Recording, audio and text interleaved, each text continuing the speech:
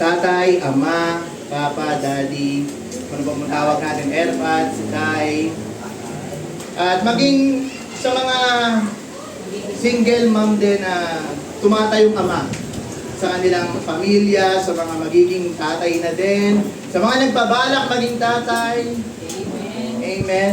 Binabati po namin kayo ng Happy Father's Day. At yan po ay isang napakagandang honorable na privilege na binigay po para sa ating mga tatay, mga kapatid. At higit sa lahat, sa ating Ama na nasa langit, ang ating Panginoon Diyos. Panginoon Jesus. Bago tayo magsimula mga kapatid sa ating topic ngayong hapong ito. Siguro alam niyo na yung topic ko, no?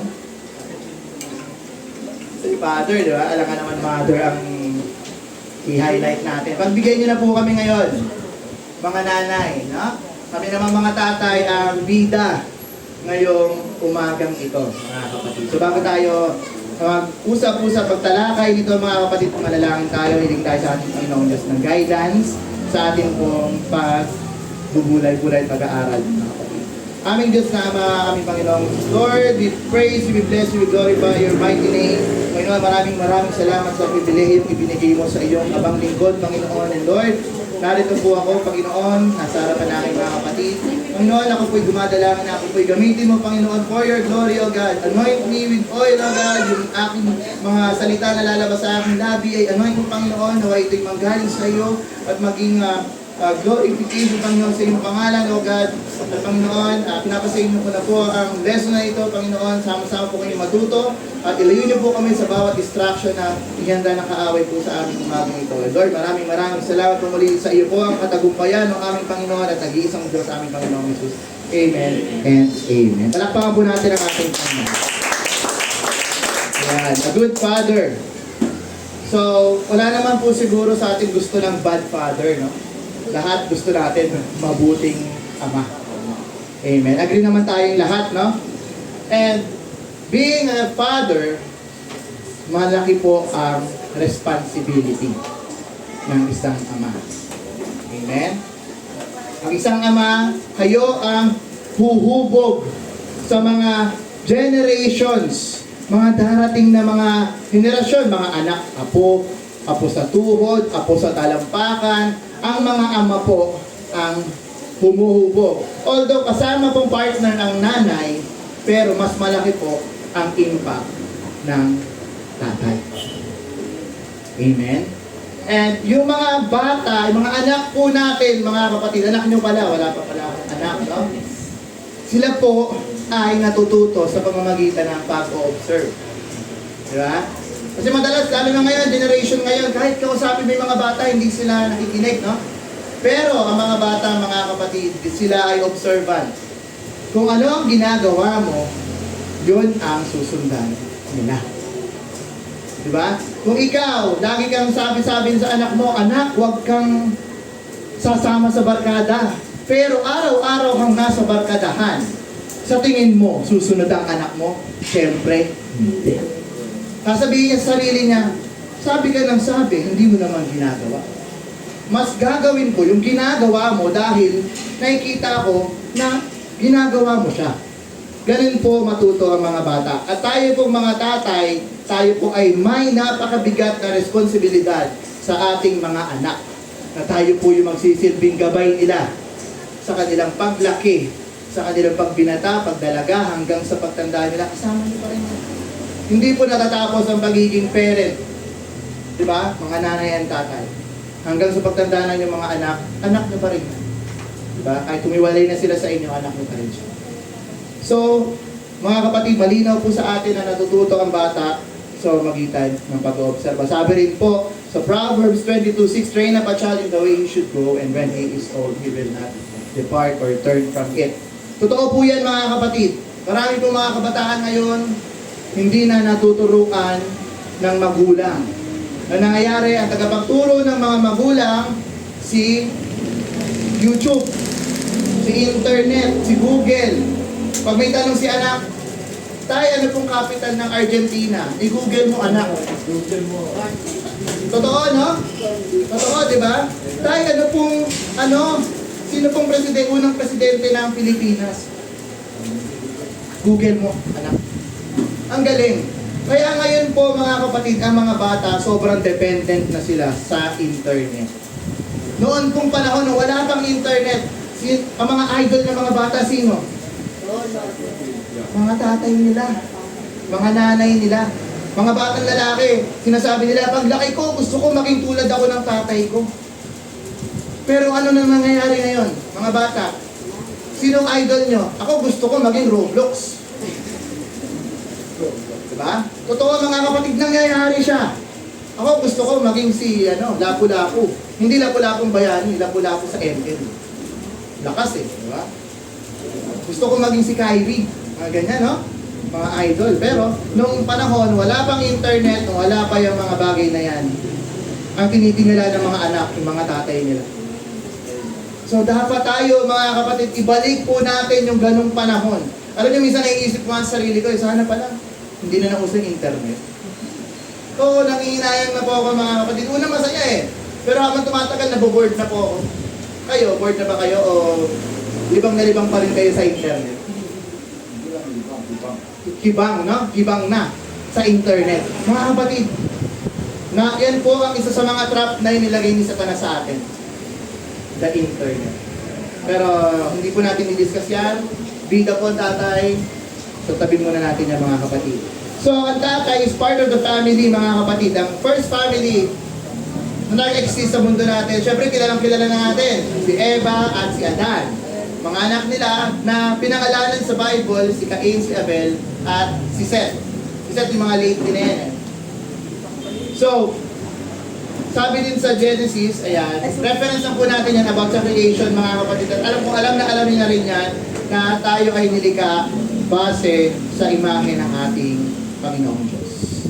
At hindi po tatlo o marami ang pinagkuhanan nila ng imahe, isa lang po. Amen. Kasi sinasabi po ng mga naniniwala sa tatlong Diyos, yung let us make man in our image, yun daw yung tatlong persona ng Diyos. Which is mali. Kasi kung ginawa ng Diyos base sa tatlong mukha, diba? Isipin niya, tatlong mukha niya. Ha? Pero isa lang mukha natin So, isa lang talaga ang Diyos. Pero kidding aside talaga po, totoo yun mga kapatid. Ayan. So, ang nangyayari po ngayon sa society, sa mundo natin, ang mga nanay ang madalas na nagbibigay ng impact sa mga anak. Kasi, una, laging kasama sa bahay. Which is totoo naman. Di ba? Na ang nanay ay talagang partner ni tatay na hubugin ang kanilang mga anak. Kung tatanungin mo ang bata, pag nasa panganib ka, sino una mong tatawagin? Alam niyo na. Di ba? Kasi gawin nila lagi, Mama! Mama! Totoo, di ba?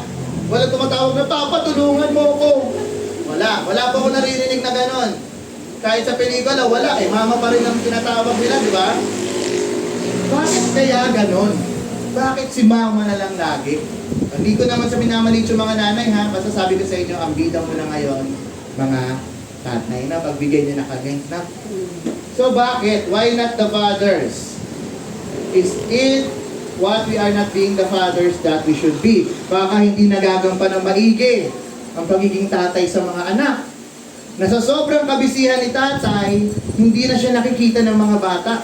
Kasi aalis ng madaling araw, uuwi ng sobrang gabi na. Tulog na ang mga bata. Kasama sa bahay si nanay.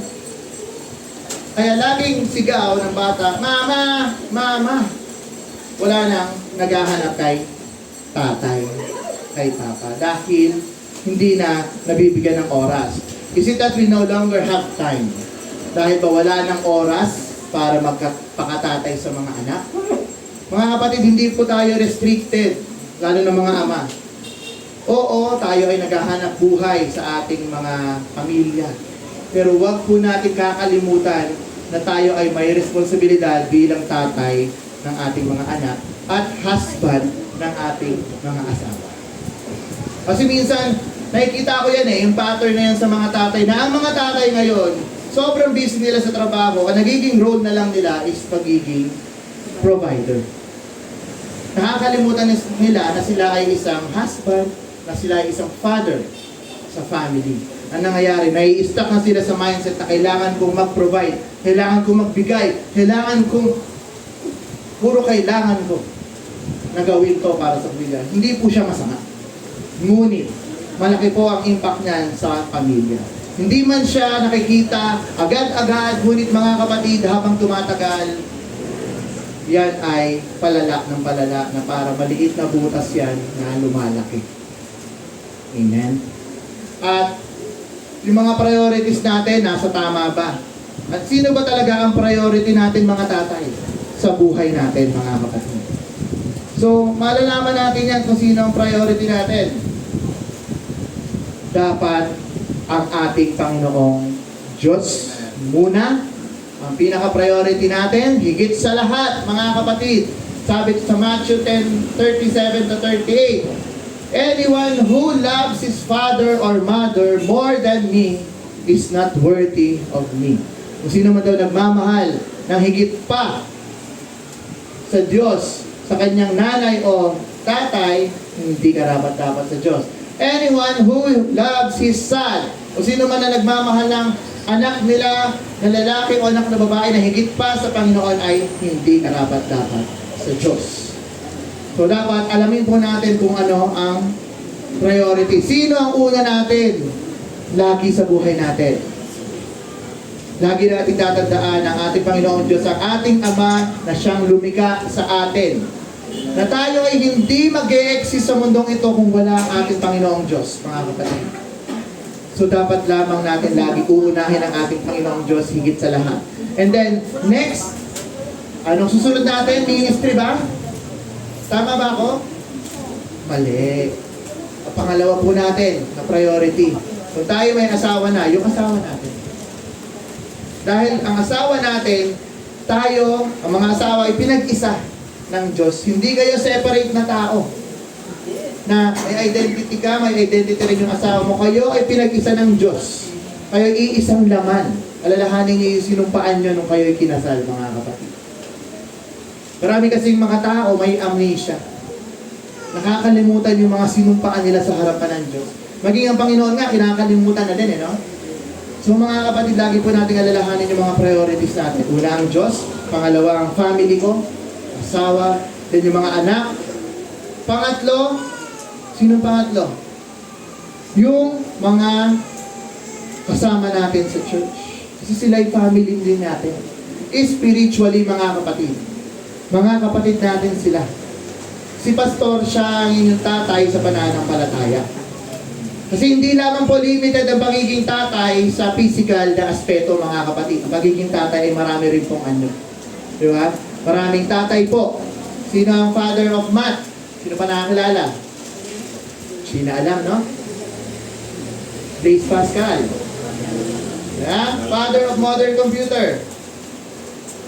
Hindi ko na rin maalala. Pero marami pong father.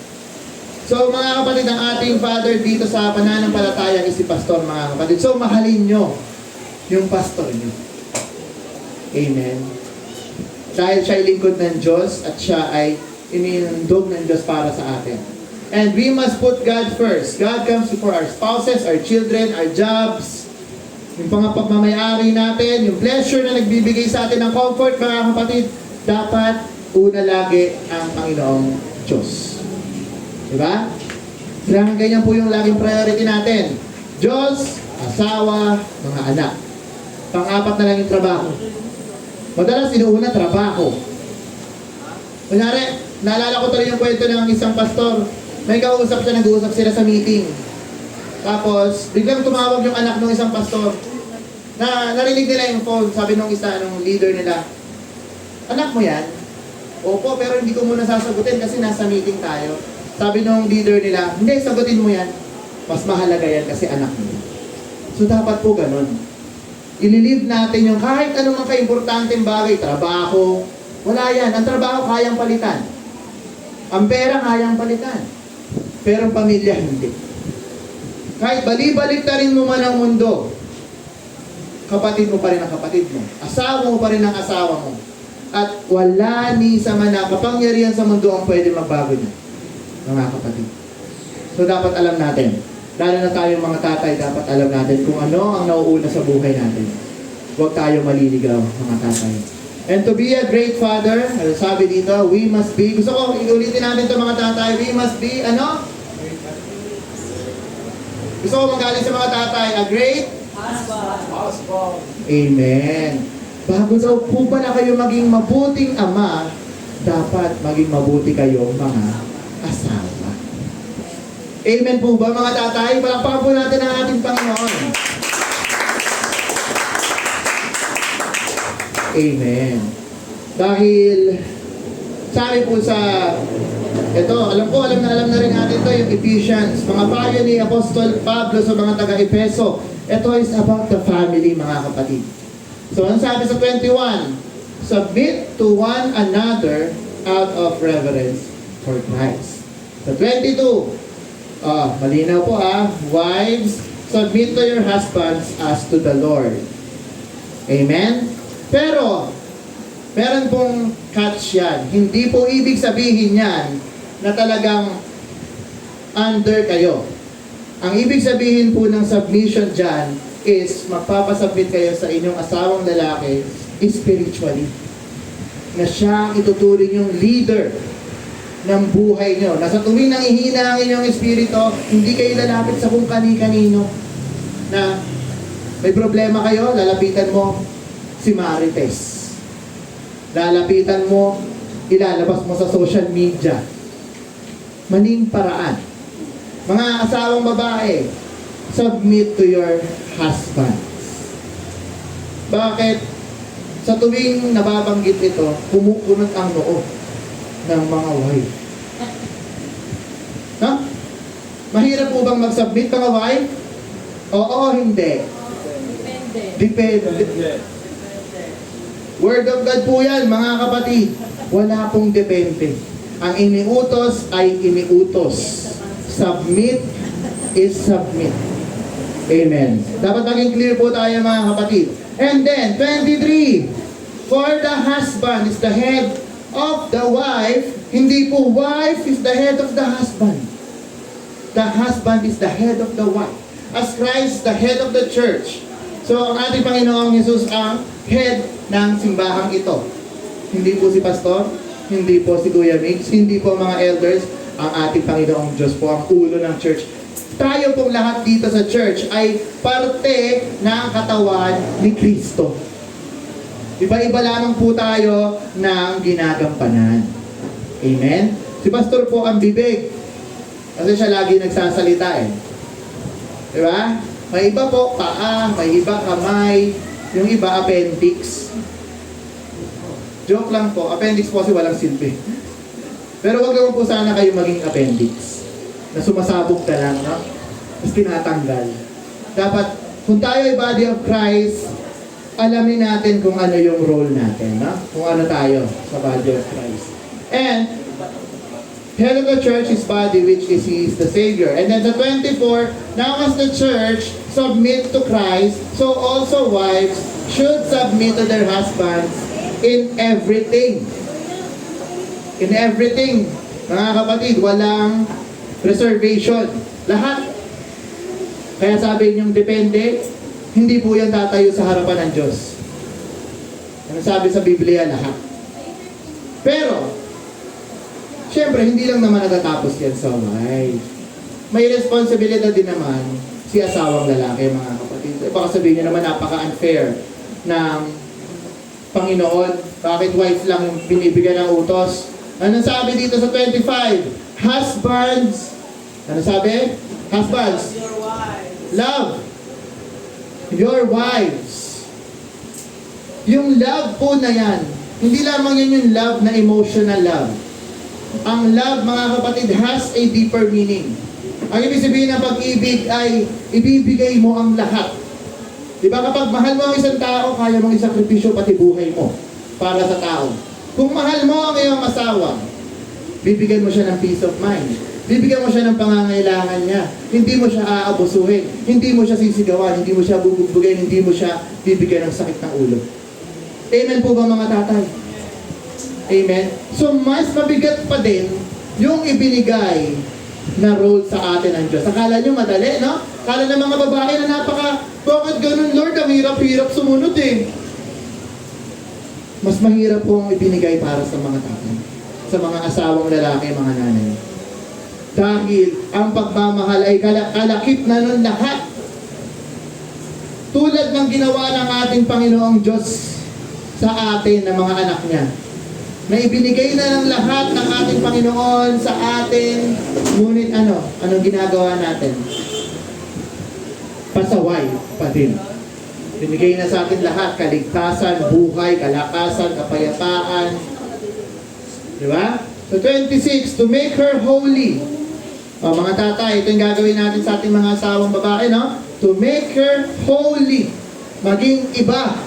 Cleansing her by the washing with water through the Word. Anong word yan? Word of God. So dapat nililid natin yung mga asawa natin babae by the Word of God. Hindi natin pwedeng sabihin na, sundin mo ako dahil nauutos sa Biblia na kailangan mo magpasakop sa akin. Hindi po ganun yun, mga asawang babae. Pag ginaganon kayo ng asawa niyong lalaki, i-rebuke nyo in Jesus' name. Kasi hindi po yung ganon.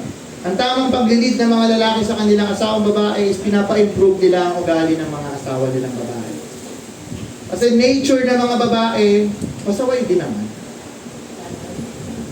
Mahilig magtanong. Mahilig maghanap ng butas.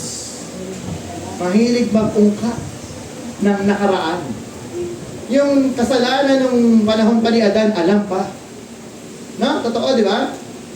Pero dahil tayo mga binago na ng ating Panginoong Diyos, tayo mga bagong nilalang. Nana.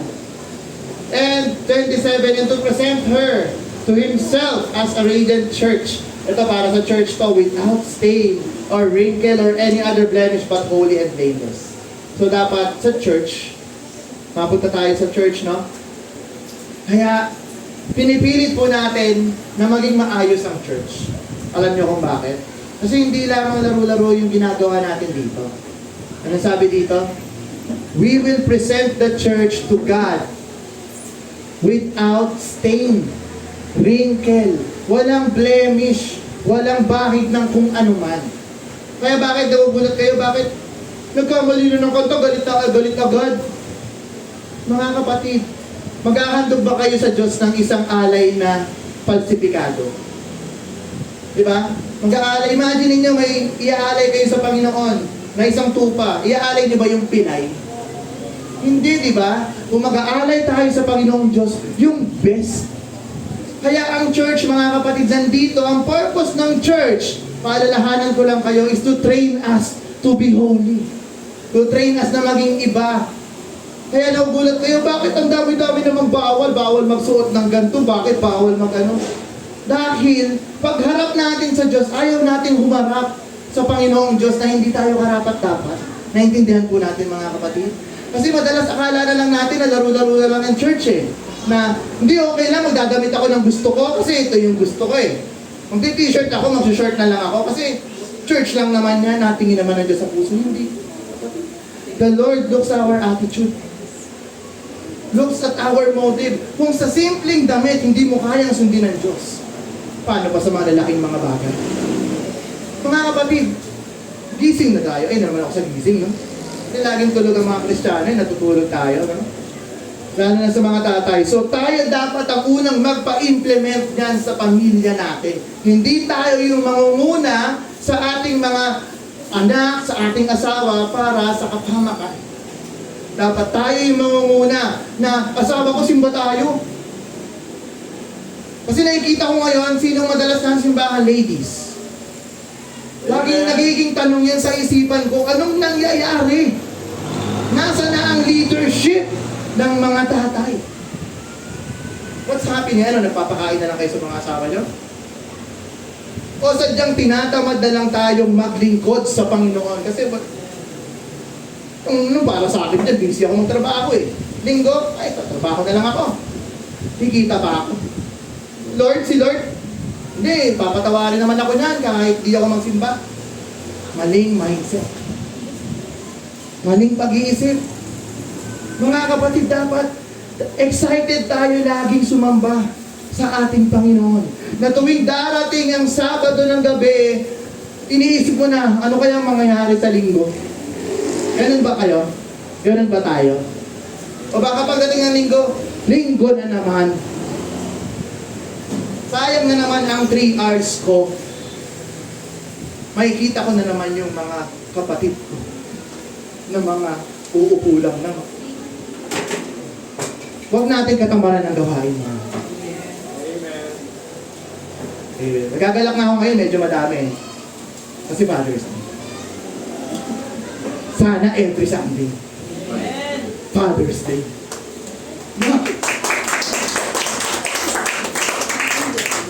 Amen. Kaya minsan parang inihiling ko na lang sa Panginoon, sana every Sunday may okasyon, no? Para laging present si kapatid. Kasi pag ordinaryong Sunday, mamasyal na lang ako. Parang init pa naman ngayon, no? Sarap mag-mall. Woo! Ang sarap uminom ng milk tea. Ang sarap mag-sangyup. Woo! Dito, gutom na ako. Ang tagal mag-preach nila pastor, tsaka ni Kuya Mix. Minsan overtime pa.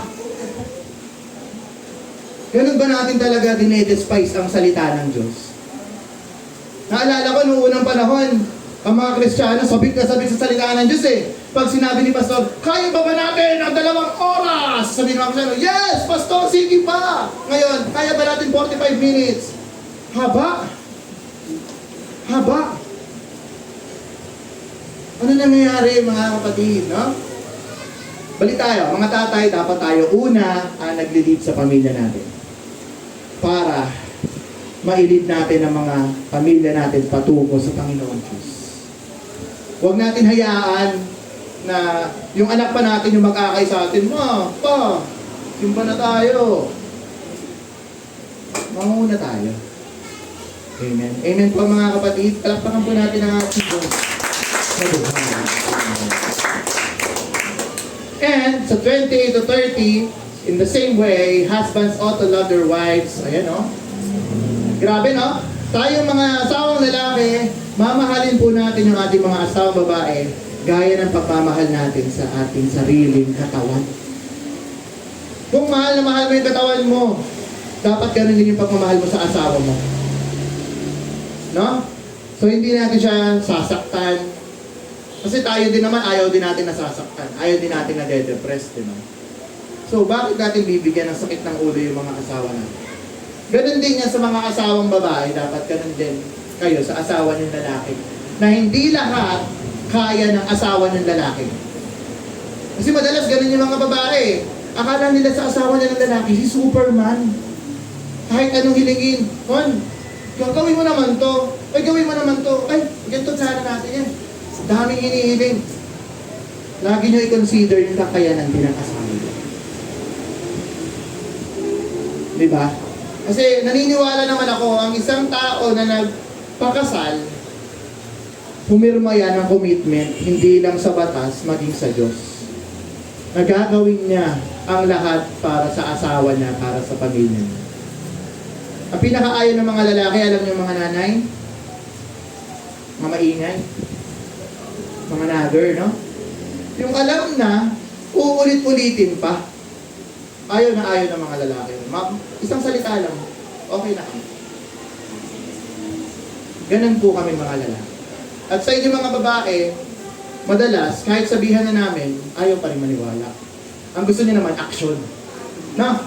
Action. Salita, walang kwenta yan. Salita lang yan eh. Gawa ka. So mga tatay, tayo naman, pakita natin sa gawa yung pagiging tatay natin. Hindi lang sa salita. So pagiging Kristiyano rin natin, mga kapatid, pakita rin natin sa gawa. Huwag tayong malilig or absent. No?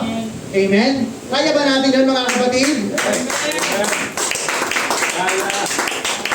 Amen. Kasi maraming Kristiyano, they profess their faith by their words. Hindi ako, Christian ako eh. Basang ba ako sa Panginoon? Nag-worship naman ako. Pero, anong ginagawa? Pag hindi na Sunday, balik sa dating gawin sa mundo. Balik sa mga pagdidismisan, balik sa mga ginagawa nilang hindi maganda. Pag Sunday, Christian ako, kailangan ko mag-worship. Hindi po ganun ang pagiging Kristiyano. It's a day-by-day walk with Jesus, mga kapatid. Yan. So, malinaw na po tayo dito, no? Sa body of Christ and how the husband and wife should treat each other. And then, ito naman, about naman ito sa mga bagong kasal, no? Na, pag kayo'y pinagsama na ng Diyos, dapat kayo humiwalay na sa inyong mga magulang. Yan po yung pinaka-ideal, biblical na principle about marriage. Na kapag nag-asawa na ang lalaki at babae, sila ay bubuo ng pamilya, aalis sa mga magulang, sila ay magsasama. Anong trend ng Pilipinas? Hindi naman sa inaano ko pero biblical po yan hindi ko po idea yan. Yan po ay galing sa Bible. Pero ano po nangyayari? Hanggang sa kakaapu-apu ka na kay lola pa din. Hindi kayo naawa sa mga lola niyo. Dapat napapahinga na lang sila. Dapat ini-enjoy na lang nila yung buhay nila. Kasi all this time, naghirap na sila sa mga anak nila. Hindi naman sa ginagawang investment yung mga anak, no? Pero, mga anak, mga apo, awa naman kayo sa loob ko. Sila na yung paglingkuran nyo. Hindi na sila yung maglilingkod sa inyo. They are of their late age na. Bigyan nyo na silang kasiyahan. No? Mga kapatid, dapat ine-enjoy na nila yung presensya ng Panginoon na nag-e-enjoy na lang sila. Hindi na sila naghahanapan ng kakainin para sa'yo. Ang tindi mo, boy. Diba? May mga ganun pong anak May asawa at anak na. Nakatira pa sa magulang. Ang matindi, nangihingi pa sa magulang ng pagkain. Bilang ama, matuto kang tumayo sa sarili. Amen. Huwag kang aasa sa iba. Kasi may mga ganyan po ako nakikita sa kapitbahay ko lang Hindi naman sa chismoso ko, no? Pero observasyon lang naman. Diba? May anak na So, nangihingi pa ng sa tatay. Nakaka-ano lang po. Maigi sana, ikaw yung nagbibigay sa tatay mo, at sa nanay. Mas maganda, no? Ikaw sumusuporta. Amen. Amen, no? Ganun dapat, hindi yung ikaw yung ano ba yung term, follow mo din, no? Pangit Follow mo din. Amen. Yan. Okay. At sa pamilya po natin, mga kapatid, dapat lagi nating first priority ang ating Diyos. Ano pong sabi sa Joshua 24:15? But if serving the Lord seems undesirable to you, then choose for yourself this day whom you will serve. Mamili kayo kung sino ang paglilingkuran nyo. Whether the gods of your forefathers served beyond the river, or the gods of the Amorites in those lands you are living. But as for me and my household, we will serve the Lord. Dapat ganun po ang pamilya natin, mga kapatid, na hindi po natin pipiliin mag-serve. I will serve my job. No? I will serve my boss kasi siya nagpapasahod sa akin. We will serve the Lord. Kasi marami tayong mga Lord sa buhay natin. Minsan si tatay, I will serve my wife. A happy wife is a happy life. Mali, ideya ng mundo. Mga kapatid, may point, di ba? May point. Pero dapat lagi nyo alalahanin na ikaw pa din ang inutusan ng Diyos to lead your life. Mga kapatid, mag-mature na tayo, mga tatay, na? Pakita natin kung sino tayo. Pakita mo kung sino ka. Hindi sa labanan. Pakita mo kung sino ka sa harapan ng Diyos. Na Lord, binigyan mo ako ng ganitong responsibilidad. And I will make my best. I will do my best para gampanan itong role na ito na binigay mo sa akin, which is to lead my household. Kaya ba natin yun, mga tatay? Say amen. Amen. Parang si pastor lang. Isa pa nga, kaya ba natin i-lead yung family natin patungo sa Panginoon Diyos, mga tatay? Say amen. Parang si pastor lang talaga. O sige, sa susunod na lang, kailangan mag-amen na kayo. Ayan, mga kapatid. So, hindi pa nila kaya. Ite-training pa natin sila, mga kapatid. So, eto. Ano nakikita nyo? Sandbox.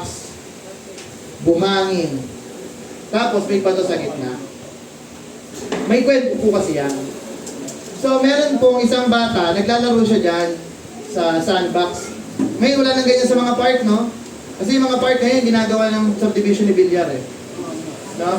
So, wala nang mga park. Dahil yung mga puno, no? So, dahil, meron mga ganyan, sandbox, naglalaro yung bata. May malaking bato sa gitna.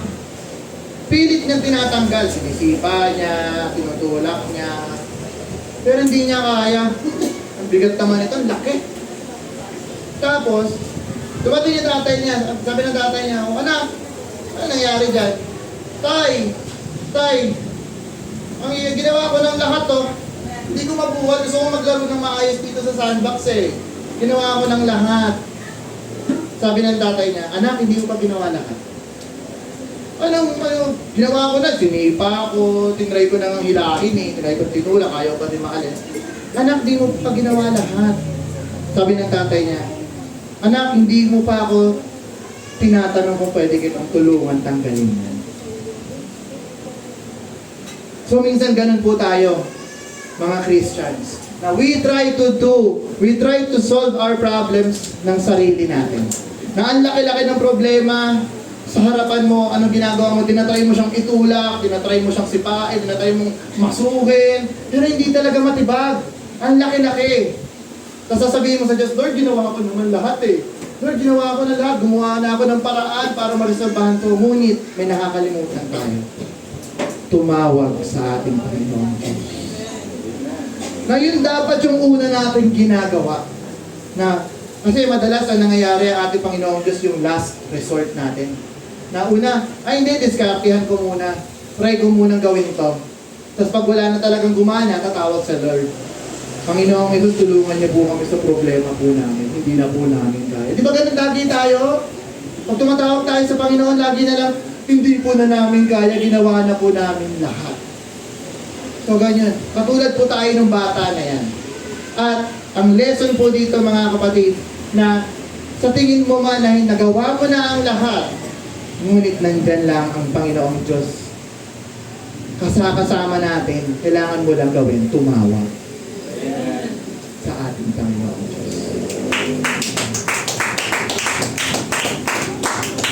And ang ating Panginoon Diyos ay isang mabuting Ama na tulad ng bata na pagtawag niya sa kanyang tatay, tutulungan niya ang kanyang anak. No? So tayo po ay mga anak na ng Diyos dahil, tayo po sa John 12:13, "Yet to all who received Him," sa mga tumanggap sa ating Panginoong Diyos, "to those who believe," sa naniwala sa Panginoong Diyos, "have the right to become," ano daw? "Children of God." Tayo ay mga anak na ng Diyos. Mga kapatid. And children born of not of natural descent, hindi na dahil niluwal ng tao or dahil lang inampo ng isang husband, will lang, but born of God. Tayo po'y mga pinili ng Diyos. Amen. Mga kapatid. So lagi niyo alalahanin, kung meron man kayong kaharaping problema sa pamilya, sa trabaho, anak ako ng Diyos. At since anak ako ng Diyos, mapagtatagumpayan kitang malaking bato ka. Walang imposible sa ating Diyos, mga kapatid. Amen. Hallelujah. Hallelujah. Napakabuti po ng ating Panginoon, no? Kasi hindi niya tayo binibigyan ng problema, hindi niya tayo binibigyan ng malaking bato na hindi natin kakayanin sa tulong niya. No? Kasi akala kasi natin kaya natin lahat. Eh. Ang bigat, Lord. Pero ano sabi ng Panginoong Diyos? "Come to me, lahat ng mga nabibigatan, and I will give you rest." Madalas kasi sa atin, lagi natin, lalo ng mga tatay, nature ng mga tatay ito, pag may problema sinasarili. Ayaw ipakita sa asawa, ayaw ipakita sa mga anak na bigat na sa problemang dinadala. No, ganun tayo, no? Kaya, ayon po sa statistics, mga kapatid, ang mga lalaki mas madaling mamatay. Mas maagang namamatay. Totoo po yun, dahil sa hindi sila nakakapaglabas ng kanilang saloobin.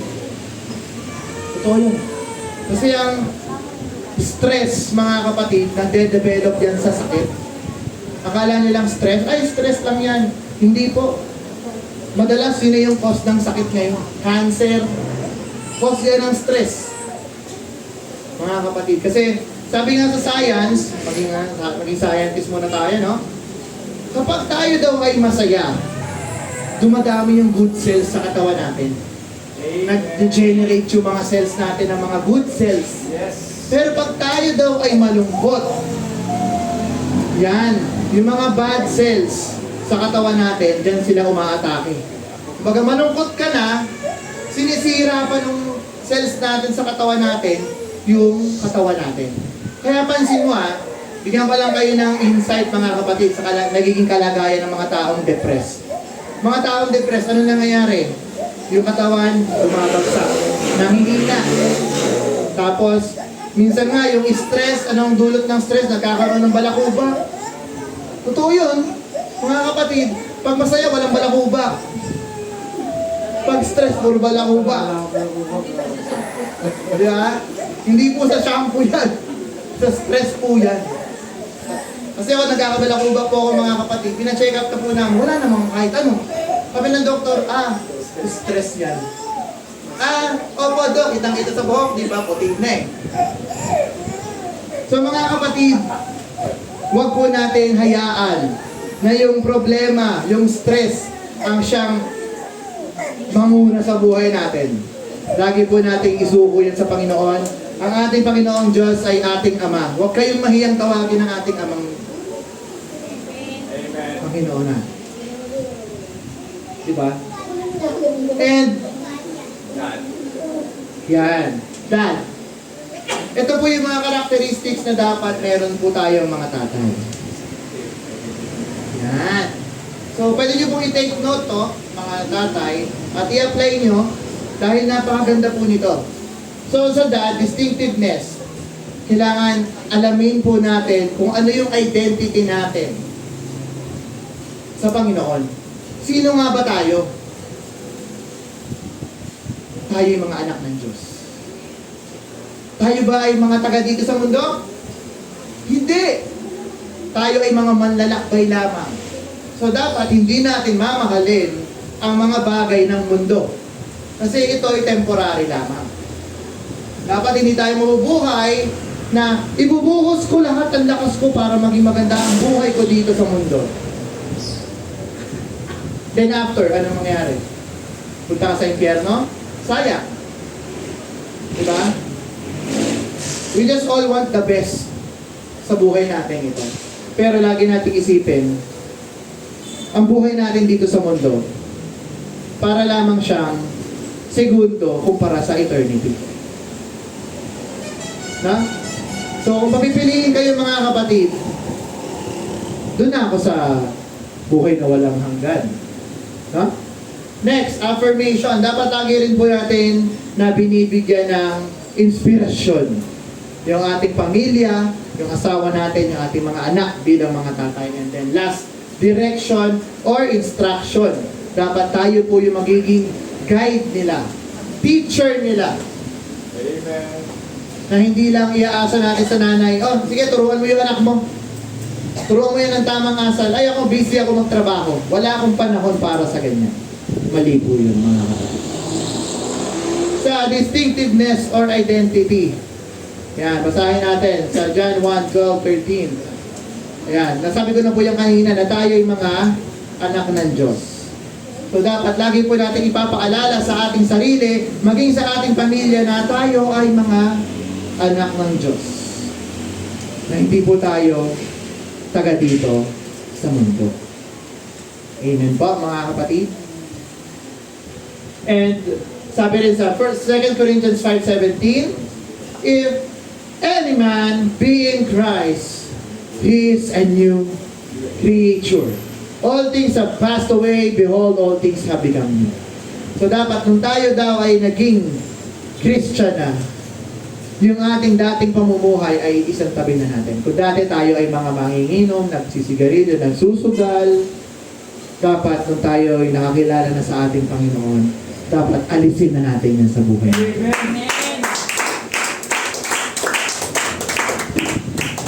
Kasi nga tayo yung mga bagong nilalang. Ayaw ng ating Panginoong Diyos na yung Holy Spirit niya ilalagay sa lumang sisidlan. Napayag ba kayo na kayo ay isang bote ng alak, tapos sobrang luma niya na, tapos talagang kayo ng bagong alak? E di ang pangit na nun. Ang ginagawa sa mga luma, binabasag ng Diyos at gagawin kang bago. Ayaw niyo nun? O sige, ganito na lang. Isipin nyo, bibigyan kayo ng Panginoon ng cellphone. Gusto niyo luma? Lumang model, Nokia 3210. O pili ka, iPhone 20, wala pa na, 16. O, iPhone 16, o kaya yan pa maganda. ROG, mga ganun, no? Siyempre, tuto ka na sa bago. So tayo rin mga kapatid, kung tayo bibigyan ng Panginoon ng mga bagong bagay, yan, mga gifts, fruits of the Spirit, dapat tayo din makitaan ng pagbabago. Amen. Doon natin na ipapakita ang una, pananampalataya natin sa Diyos, na naniniwala tayo sa Kanyang mga salita, na tama ang Diyos. Nagagawin natin kung ano yung Kanyang mga iniutos. At pangalawa, we will glorify and give God His word. Dahil siya'y karapat-dapat lamang talagang purihin at sumbahin. Amen? And your identity is with God. So kapag tayo ba, nakikita tayo ng mga tao, ano nakikita? Ay, mukhang diablo. Diba? Yung mga magagalitin, naalala ko tuloy yung kwento ng isang pastor, sabi, pinakita siyang bata umiiyak. Ba't ka umiiyak? Kasi po, nag-away na naman po yung nanay at tatay ko. Ah, sige, anong nangyari? Anong pangalan mo? Ako po si Demonito. Anong ang pangalan mo? Demonito po. Anong pangalan ng tatay mo? Demonyo. Eh, nanay mo? Demonya. Ah! Bakit ganyan?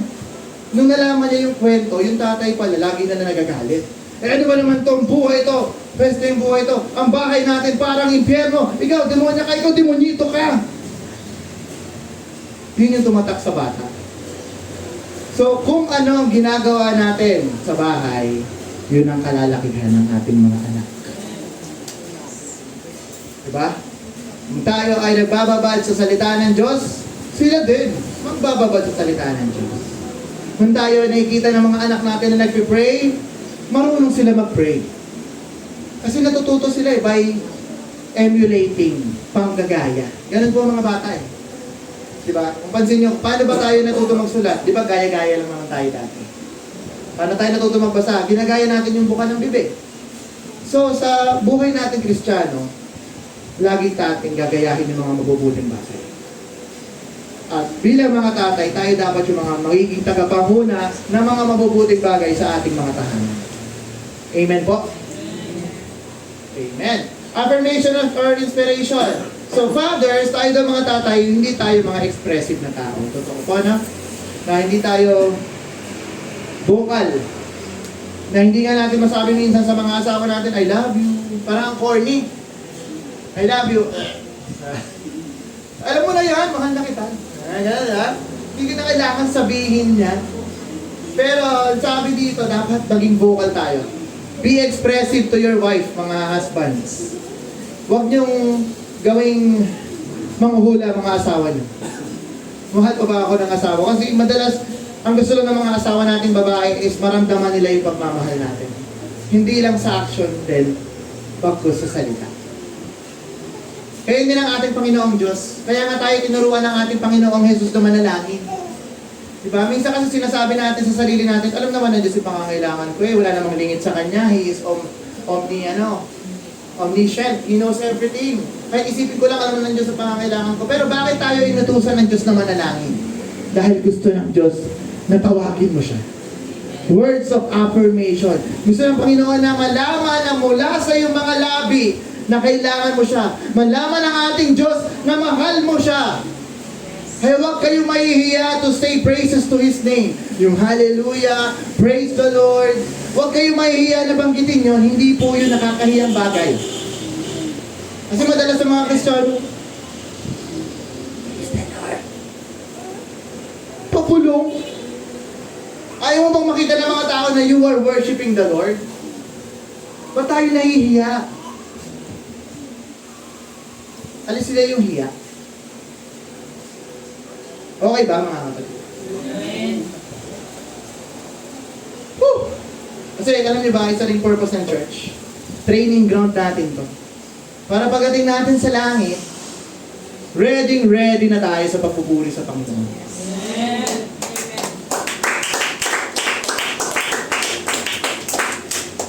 Diba? Kaya kung ikaw hindi ka pa marunong, training pa.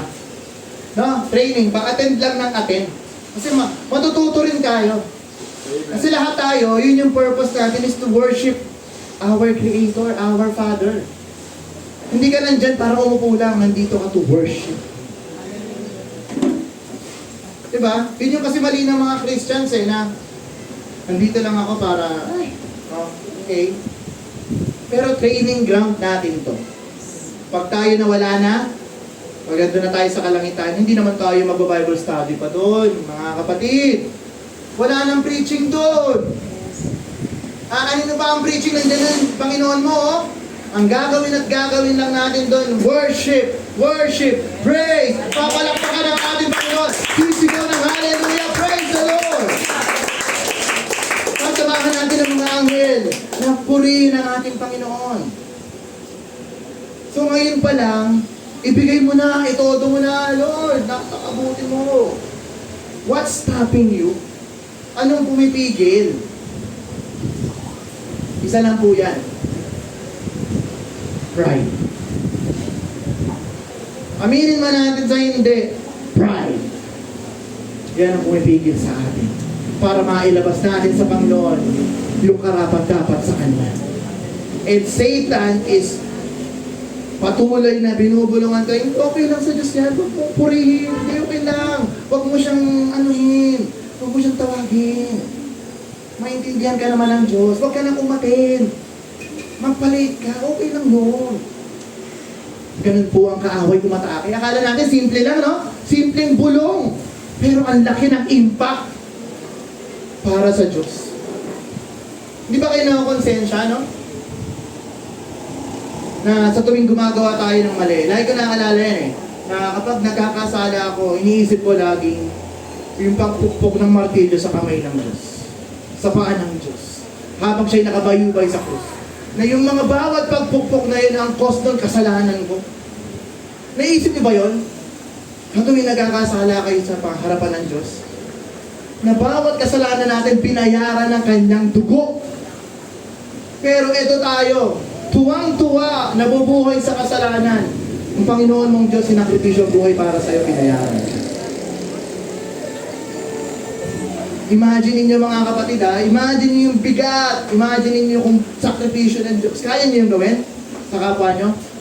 Iala yung buhay nyo para sa isang tao na hindi nyo kilala, na hindi naman kayo minamahal, pero kaya-kaya ng ating Panginoong Diyos. Dahil siya ay isang good father. So siyang mabuting ama para sa atin mga kapatid.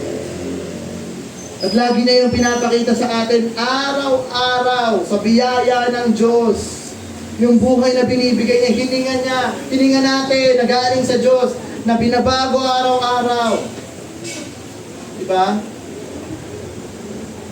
And last, direction mga kapatid, dapat tayo mga ama, we should give direction to our children.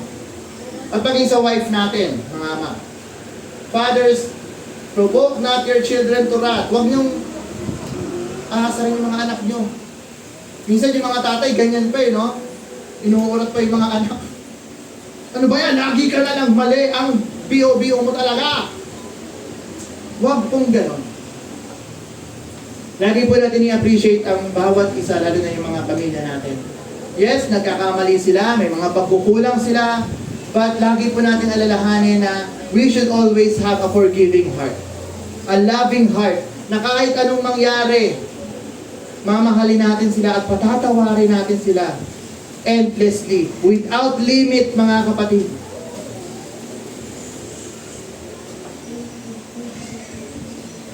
Sabi rin po sa Deuteronomy 6:5-7.